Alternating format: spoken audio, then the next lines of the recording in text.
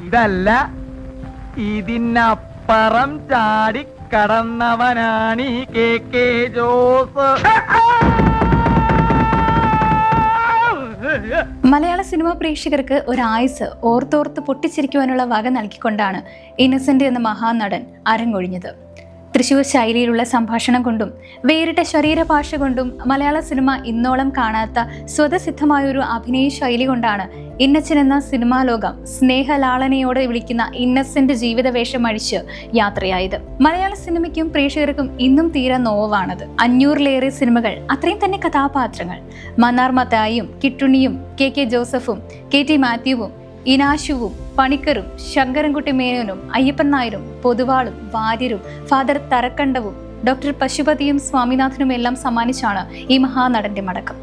തെക്കേത്തല വറീദിന്റെയും മർഗലീത്തയുടെയും മകനായ 1948 ഫെബ്രുവരി 28 ഇരിങ്ങാലക്കുടയിലാണ് ഇന്നസെന്റിന്റെ ജനനം. Little flower convent high school, national high school, Don ബോക്സോ, NHS സ്കൂൾ എന്നിവിടങ്ങളിൽ പഠിച്ചു.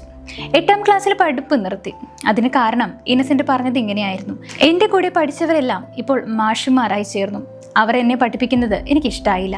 അവർ തന്നെ ചോദിക്കാൻ തുടങ്ങി, താനിവിടെ കുറെ കൊല്ലമായല്ലോ, നല്ല പ്രായമുണ്ടല്ലോ എന്ന്. അതോടെ പഠിപ്പിന് സുല്ലിട്ടു.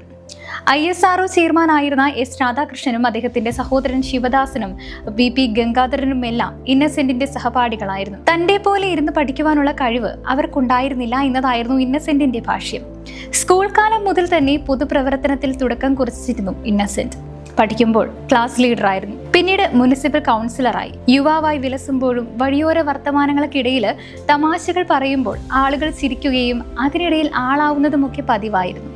വോളിബോൾ കോച്ചായി, നടനായി, നിർമ്മാതാവായി, MP ആയി.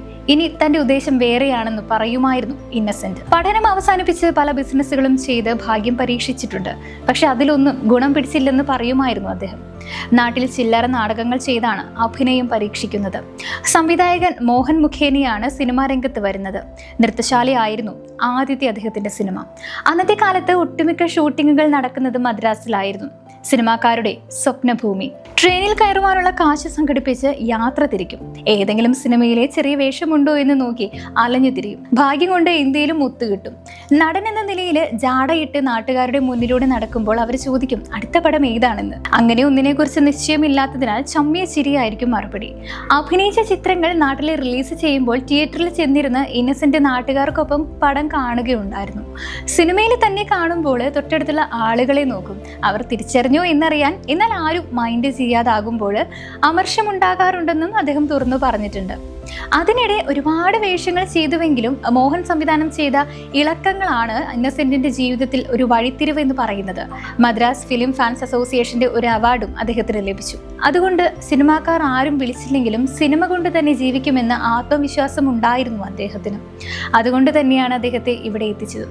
500ഓളം സിനിമകളിലാണ് ഇന്നസെന്റ് വേഷമിട്ടത്. അവയിൽ ഏതാനും ചിത്രങ്ങളുടെ പേരുകൾ: പ്രേം നസീറിനെ കാണുവാനില്ല, കാതോട് കാതോരം, അയനം, രേവതിക്കൊരു പാവക്കുട്ടി, ധീം തരികിടത്തും, നാടോടിക്കാറ്റ്, കടിഞ്ഞൂൽ കല്യാണം, മിമിക്സ് പരേഡ്, പൂക്കാലം വരവായി, ഉള്ളടക്കം, കനൽക്കാറ്റ്, ഉത്സവമേളം, മക്കൾ മഹാത്മ്യം, അർജുനൻ പിള്ളയും 5 മക്കളും, Manichitrathazhu, Mazhavil Kavadi, Kilukkam, Kabuliwala, Godfather, Ramji Rao speaking, Mannar Mathai speaking, Inchakkadan Mathai and sons, Kottayam Kunjachan, Devasuram, Kilukkam, Midhunam, number 20 Madras mail, doctor Pashupathi, Ponmuttayidunna Tharavu, my dear മുത്തച്ഛൻ, വിയറ്റ്നാം കോളനി, ശ്രീകൃഷ്ണപുരത്തെ നക്ഷത്രത്തിളക്കം, കിഴക്കൻ പത്രോസ്, പവിത്രം, പിൻഗാമി, പൈ ബ്രദേഴ്സ്, തൂവൽ കൊട്ടാരം, അഴകിയ രാവണൻ, ചന്ദ്രലേഖ, അയാൾ കഥ എഴുതുകയാണ്, ഗജകേസരി യോഗം, സന്ദേശം, കല്യാണരാമൻ, നന്ദനം, വെട്ടം, പട്ടാളം, യാത്രക്കാരുടെ ശ്രദ്ധയ്ക്ക്, Pranchiyettan and the saint, Indian Pranayakatha തുടങ്ങിയ ചിത്രങ്ങളിലെ കഥാപാത്രങ്ങൾ സിനിമാ പ്രേമികളുടെ ഹൃദയത്തിൽ ചരിപ്രതിഷ്ഠ നേടിയവയാണ്.